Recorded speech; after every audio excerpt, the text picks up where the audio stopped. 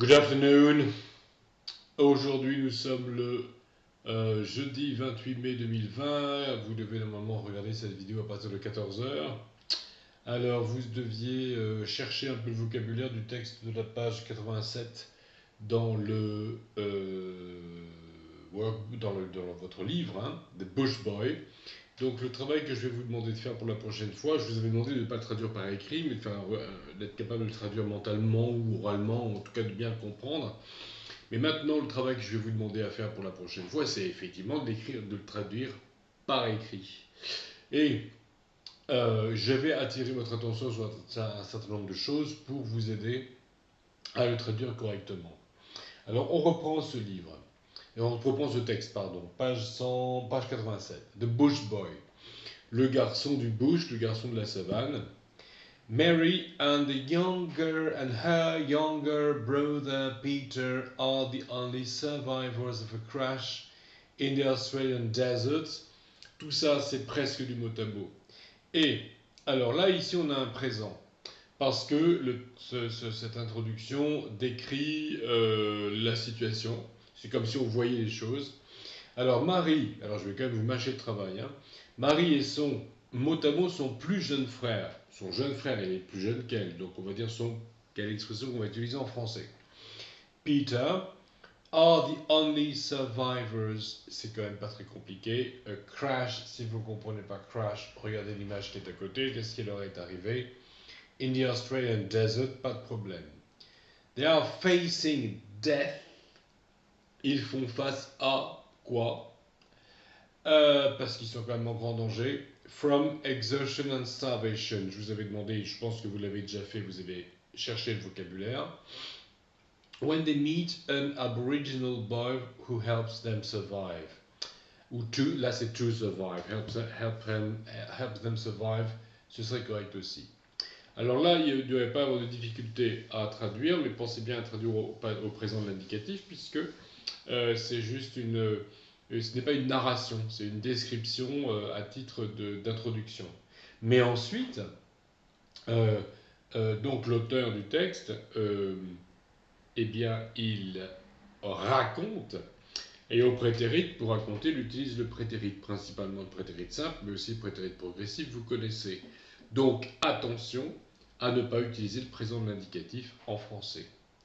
The girl's first impulse was to grab Peter and run, but as her eyes swept, verbe régulier, swept over the stranger, her fear died slowly away. The boy was young, certainly not older than she was. He was unarmed, and his attitude was more inquisitive than threatening, more puzzled than hostile. Alors, puzzled et hostile sont les adjectifs. Là, nous avons le verbe être au prétérit. Évidemment, vous n'allez pas le traduire au présent. Alors, deuxième paragraphe. He wasn't the least bit like an African Negro. His skin was certainly black, but he was fine-grained, glossy, satiny, almost silk-like. His hair wasn't crinkly, but nearly straight. And his eyes were black-blue, big, soft and inquiring. All this Mary noted and accepted. Alors, jusqu'à inquiring, on n'a que le verbe être au prétérit. Ensuite, all this, tout ceci, Marie l'a noted and accepted. The thing that she couldn't, donc can devient could au prétérit, donc c'est bien le prétérit de. Là ici, could a le sens du prétérit de can, et c'est pas, comme on l'a déjà vu précédemment, un degré d'éventualité, mais c'est le prétérit de can dans le sens de la capacité. The thing that seemed, verbe seem, verbe régulier, qui devient seem le prétérit, to her shocking and indecently wrong, was the fact that the boy was naked, et là on revient au verbe être. Troisième et dernier paragraphe, the three children stood, prétérit, looking at each other in the middle of the Australian desert, motionless, they stared, prétérit régulier. Between them, the distance was, verbe less than a spread of an outstretched arm, but more than 100,000 years. Alors, je pense vraiment que ce texte est extrêmement simple. Je vous avais déjà demandé de décortiquer à l'oral. Cette fois, je vous demande de l'écrire. C'est pas forcément la peine de me l'envoyer. Et la prochaine fois, je vous donnerai une correction qui ne sera pas forcément très détaillée. Et ensuite, et dans la même séquence, donc dans la même vidéo, lundi prochain, on passera à autre chose.